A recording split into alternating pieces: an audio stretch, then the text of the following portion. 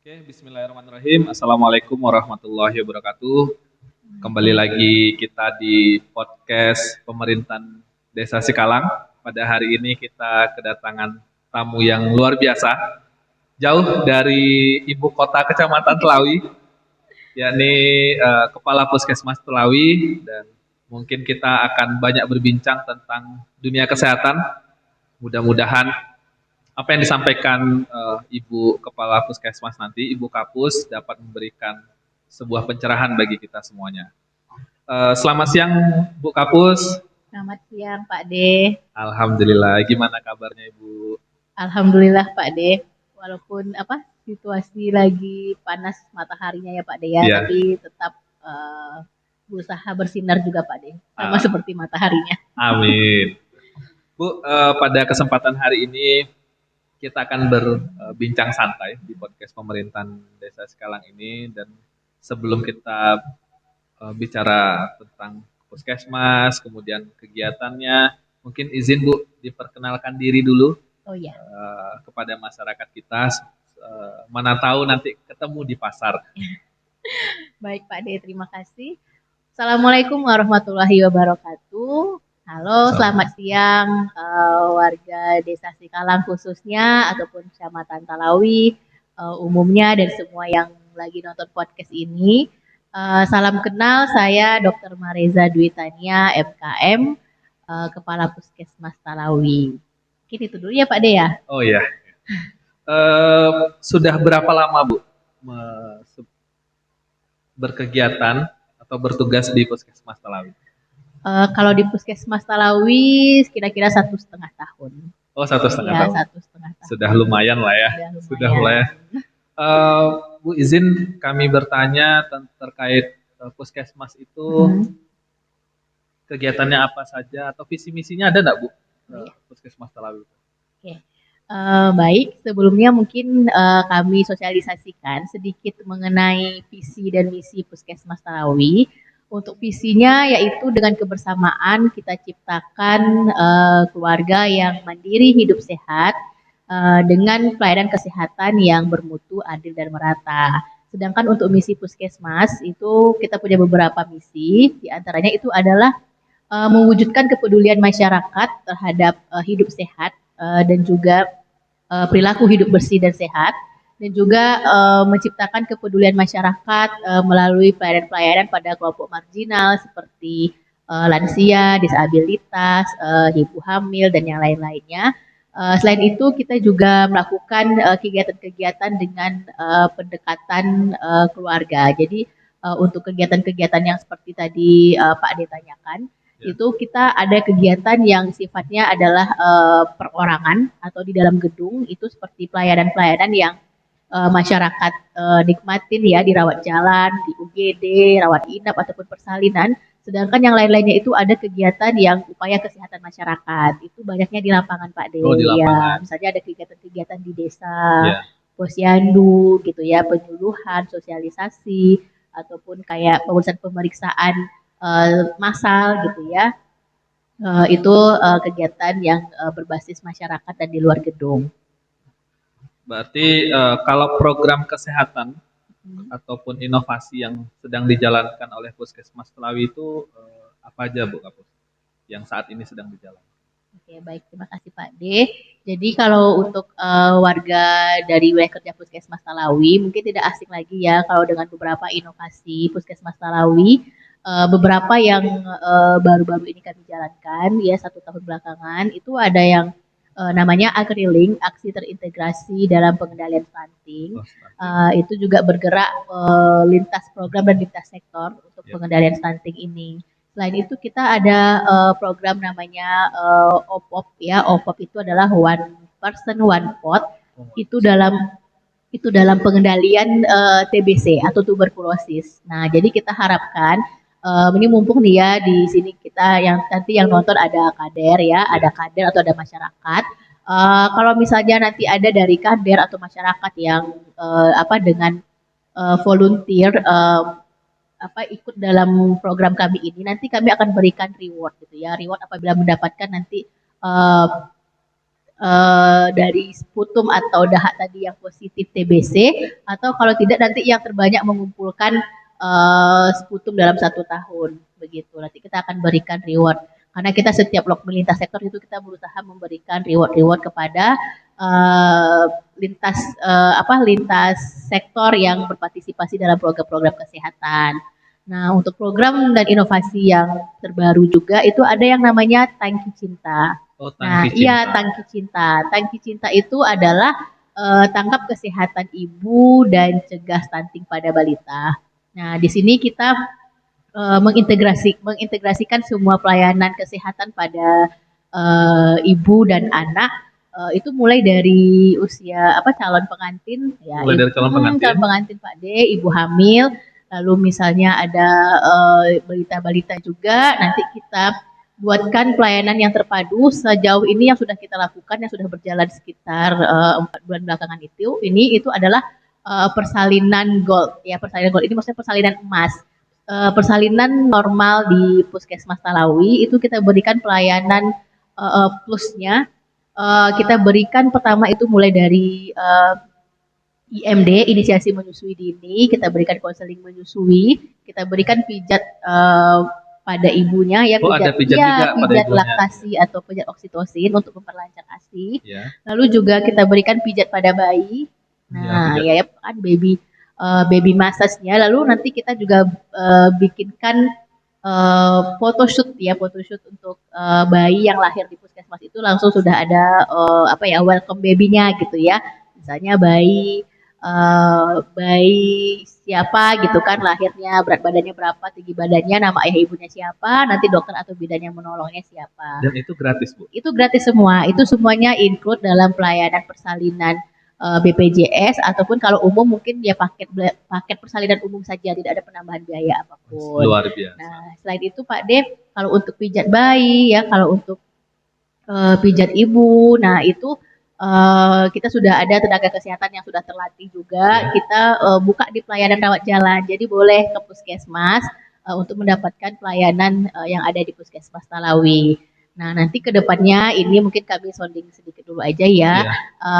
Kita ada kerjasama juga dengan PLN ya. PLN mungkin nanti ada semacam donasinya untuk warga Kecamatan Talawi dalam program inovasi Tangki Cinta ini. Mudah-mudahan dalam waktu dekat terrealisasi. Dan Tangki Cinta ini akhirnya dapat menghilangkan stunting di Kecamatan Talawi. Amin. Mudah-mudahan seperti itu Pak D. Ya, karena sepertinya masyarakat kita butuh sentuhan-sentuhan yang baru kan. Jadi kalau pelayanannya itu aja monoton ya. Jadi kita butuh pelayanan yang baru seperti itu, yang lebih modern. Sehingga banyak masyarakat yang hadir di puskesmas. Iya, amin. Kemudian setiap kegiatan setiap pelayanan tentu ada tantangan. Ya, apa tantangannya khususnya untuk di Kecamatan Talawi Bu, di bidang kesehatan? Nah ini Pak D nantangin ya. Pak D nantangin nih nanya tantangan. Ya. Jangan-jangan tidak ada tantangan Bu? Banyak sekali Pak D. Sekali. Tantangan itu banyak sekali. Karena kan ibaratnya gini, program kesehatan ini sebenarnya bukan program milik orang kesehatan aja ya Pak D. Ya. Pak D pun di desa pasti ada ya memang program kesehatan yang dititipkan di desa yang memang harus desa ikut andil seperti itu. Jadi begini Bapak dan Ibu, yang pertama itu yang harus kami luruskan itu adalah stigma. Jadi kita kalau bisa dalam dalam kehidupan sehari-hari itu menghapus stigma apapun itu, apakah itu stigma tentang stunting misalnya ya, stigma tentang TBC, stigma tentang penyakit lain lah, pokoknya semuanya permasalahan itu jangan dijadikan stigma karena itu nanti malah mempersulit kami dalam memutus mata rantai penularan atau untuk menurunkan mengendalikan gitu ya seperti stunting contohnya.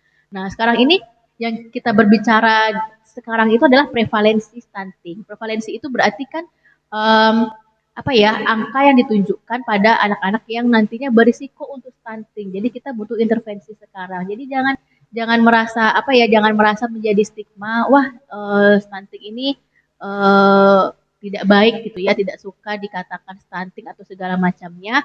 Itu sebaiknya dihapus. Karena tujuan kita tuh sebenarnya adalah untuk bagaimana memperbaiki status gizi anak kita ini biar nanti di kemudian hari tidak menjadi stunting. Bukan berarti saat ini dikatakan stunting itu enggak.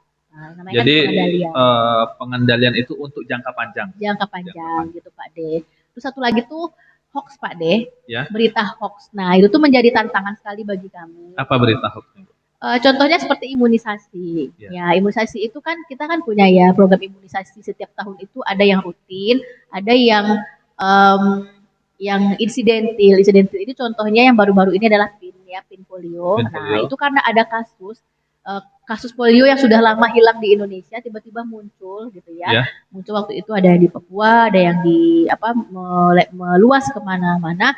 Nah, itu makanya semua balita di Indonesia itu diadakan PIN. PIN itu kan Pekan Imunisasi Nasional, nasional. serentak se-Indonesia.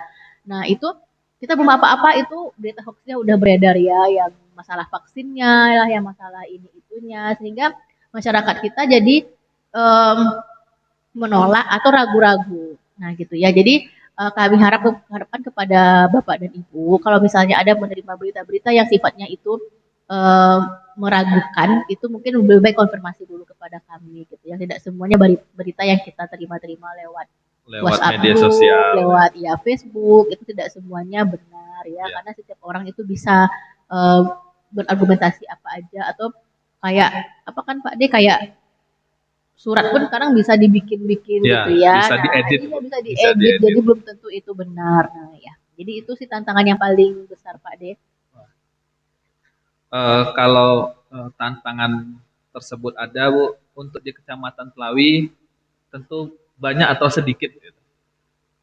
Kayak hoax Eh, tadi di atau kecamatan, yang tidak mau ikut iya, polio gitu. iya, iya, banyak Pak De. Oh, banyak juga. Banyak. Kita dari 4 kecamatan di Kota Sawah Lunto, Kecamatan Talawi ini termasuk yang tantangannya itu yang besar ya Pak dikatakan Ya, tadi, itu sulit teratasi. Karena apa? Karena Talawi ini kan sepertiga dari Kota Sawah Lunto Pak De. Baik itu ya, dari luas wilayahnya ataupun jumlah penduduknya kan kita paling banyak. ya. Jadi kalau dipersentasikan kita sudahlah apa namanya Banyak. banyak, angkanya itu orangnya banyak gitu. Oh, orangnya banyak. Dikatakan 10% itu 10% dari 20.000 loh gitu Iya, kan. iya. Jadi kalau di kecamatan lain mungkin ya satu apa namanya Karena satu wilayah jumlahnya mungkin sedikit. ya cuma 10.000, 12.000, kita di Talaw ini ada 20.000 lebih penduduknya, mungkin 2 kali lipat. Jadi itu penyumbang terbesarnya memang dari Talawi, termasuk permasalahan-permasalahan yang lainnya. Tapi di Talawi ini kami cukup apresiasi ya, karena untuk camat dan kepala desanya semuanya cukup kooperatif dan kontributif dalam permasalahan kesehatan. Jadi warga-warga kita itu sudah bisa dikendalikan bersama, walaupun beberapa mungkin kita perlu apa perlakuan khusus.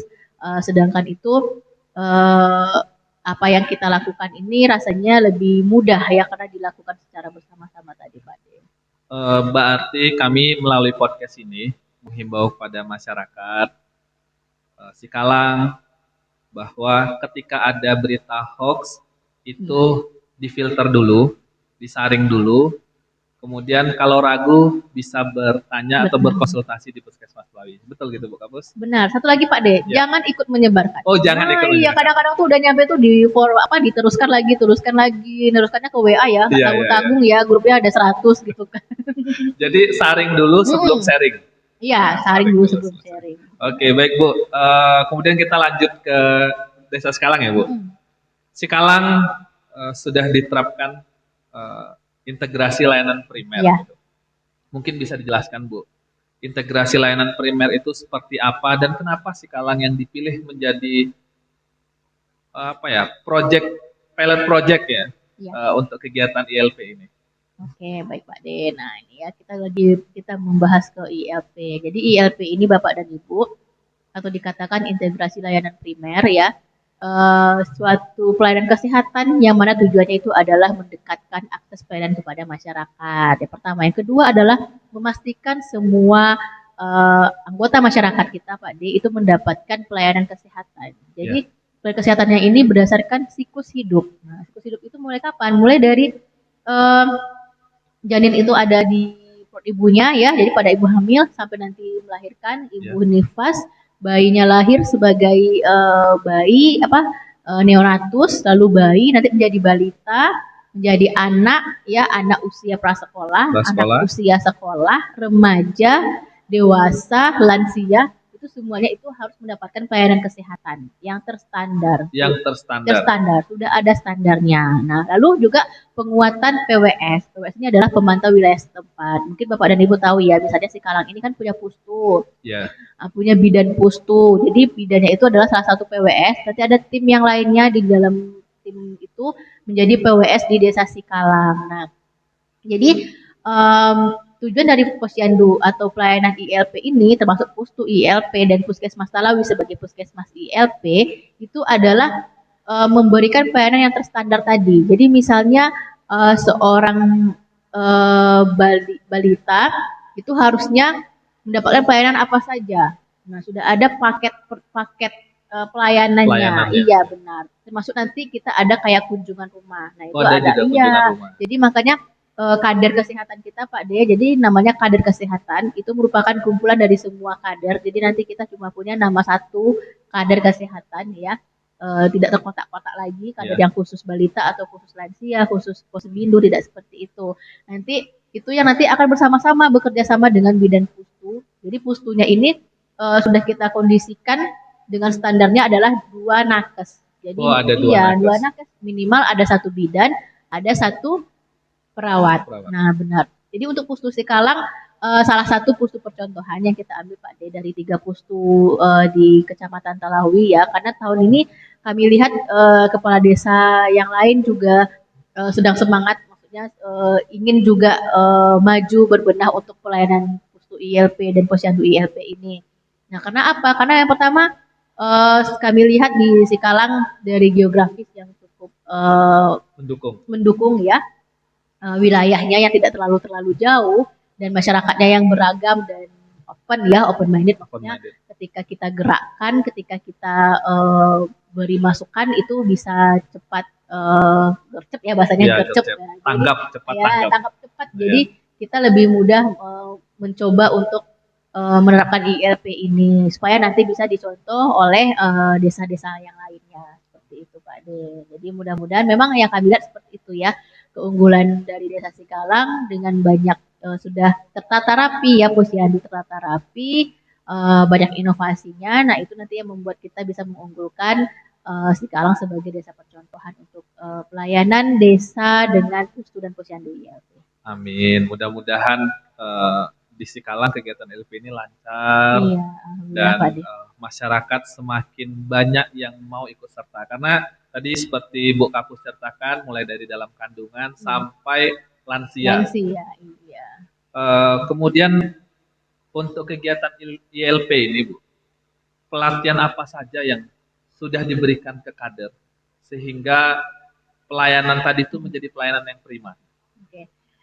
Jadi untuk pelatihan kepada kader kita sudah memberikan pelatihan kompetensi kader ya Pak De. Jadi ada 25 keterampilan dasar yang harus dimiliki oleh kader. Nah, 25 iya benar Pak De, itu pelayanan-pelayanan yang diberikan dari semua siklus hidup tadi. Jadi seorang kader itu sudah bisa pada ibu hamil perlakuannya seperti apa, pemeriksaan wawancara yang harus kita isi, harus kita pantau seperti apa, pada bayi, balita, anak sekolah sampai dewasa dan lansia nanti seperti apa, itu sudah ada kader dapatkan. Nanti jadi kayak ada semacam ujiannya gitu Pak De. Jadi jadi kader tes. Ada pelatihan, ada ujiannya juga. Iya benar. Jadi kayak kita tes. Jadi nanti ada checklist atau item penilaiannya. Kader ini apakah sudah dikatakan purwa, madya atau utama. Ini ada seratanya Pak De. Ada tingkatannya. Atau dia belum tersertifikasi maksudnya ya. Jadi kita butuh pelatihan yang lanjutan. Iya benar, lanjutan atau kayak pengayaan lagi bagaimana kader bisa memahami. Nah itu jadi sekarang ini tantangannya adalah kader memang harus harus banyak belajar juga, kayak BIMTEK pelatihan itu tuh yang butuh kita berikan kepada kader. Memang kami di pemerintahan desa Bu juga berupaya agar kader itu saat ini juga melek teknologi, karena informasi itu semuanya dari genggaman tangan. Oleh karena itu kami juga mengharapkan kader itu juga mulai bisa teknologi dan kemudian bisa memanfaatkan komputer. Kemudian Bu, setelah beberapa kali kegiatan ILP ini, kalau dari pantauan Ibu, bagaimana keterlibatan masyarakat Sekalang ini? Adakah perbedaan antara posyandu biasa, kemudian setelah dilakukan ILP? Ya, baik Pak De. Jadi setelah kami lihat, kita sudah menjalankan beberapa bulan ya Bapak dan Ibu, itu kami lihat sangat antusias.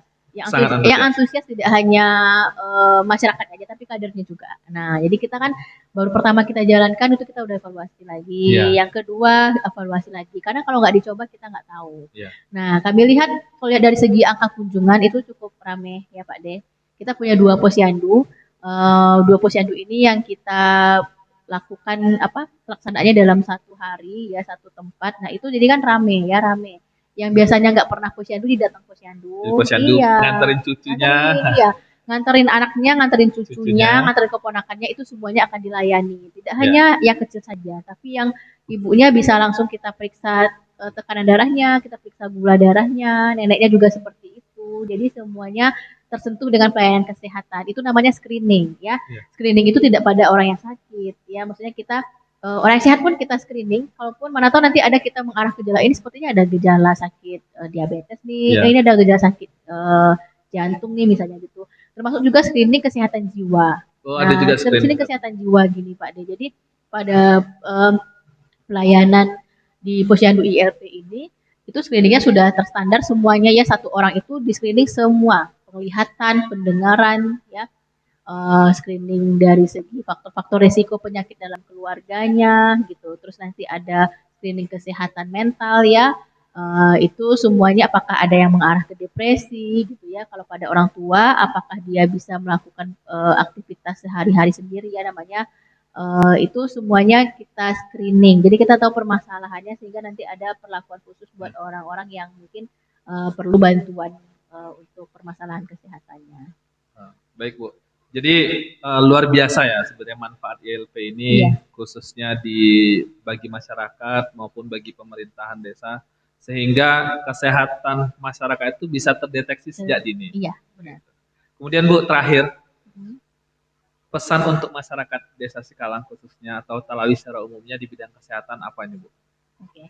Jadi terima kasih Pak D. Jadi untuk pesan ya, yang pertama itu kami sangat apresiasi dengan posyandu ILP Desa Sikalang ini punya inovasi Tokdus ya Pak D. Toa keliling dusun. Nah itu salah satu faktor yang menyebabkan kunjungan posyandu banyak ya, karena ada halo-halo yang mengingatkan warganya kalau misalnya ada hari posyandu besoknya. Lalu kalau kami di Pustu itu ada inovasi yang namanya kayu berigi ya. Kayu berigi ini adalah keluarga yang unggul dengan gerakan yang terintegrasi layanan primer ini. Nah itu memang kita bikinkan untuk bagaimana membuat pelayanan kesehatan ini menjadi lebih menarik dan lebih mengena kepada masyarakat Desa Sikalang. Pesan kami semoga semuanya bisa berpartisipasi dalam posyandu ini. Posyandu itu adalah milik kita bersama. Silahkan datang ke posyandu ya, termasuk anak-anak sekolah seperti itu. Oh, termasuk anak-anak sekolah. Kalau anak-anak sekolah kita udah pulang jam 11, jam 12 itu silahkan datang ke posyandu. Nah, jadi kita harapkan semuanya itu sudah tersentuh ya, namanya saja posyandu keluarga, siklus kehidupan. Nah, yang hidup-hidup ya semuanya harus diperiksa gitu. Iya, betul. Nanti buat yang di rumahnya mungkin ada yang nggak bisa datang ke posyandu, mungkin ada lansia yang sakit, yang tergeletak ya, yang mungkin tidak bisa mobile, itu kita ada kunjungan rumah ya, termasuk juga kita ada dokter kan Pak D. Sekarang kita ada pelayanan dokter di Pustu Sikalang ini setiap hari Rabu, dokter umum dan dokter gigi. Mudah-mudahan insya Allah kalau misalnya ada perubahan jadwal nanti kita konfirmasikan kepada bidan Pustu seperti itu. Jadi lebih baik kita kayak punya hotline gitu ya Pak Dea, hotline misalnya yang memastikan untuk jadwal ini dokter misalnya jam berapa, hari apa, nah mungkin ada hal seperti itu untuk pelayanannya.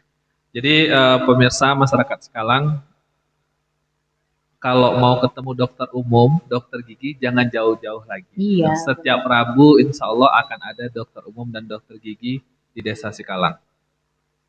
Terima kasih Bu Kapus atas ilmunya, ilmu yang baru bagi kami. kepala desa, kemudian perangkat, serta masyarakat. Mudah-mudahan kegiatan-kegiatan Bu Kapus di bidang kesehatan lancar, maju, Amin. dan semakin banyak yang mendukung atau mensupportnya. Amin ya rabbal Terima alamin. kasih Bapak-bapak, Ibu-ibu semuanya yang sudah menyaksikan podcast Pemerintah Desa Sikalang siang hari ini. Mudah-mudahan ilmu yang kita dapatkan dari Bu Kapus menjadi amal kita ke depannya, dan akhirul kalam wabillahi taufiq wal hidayah. Wassalamualaikum warahmatullahi wabarakatuh. Waalaikumsalam warahmatullahi wabarakatuh.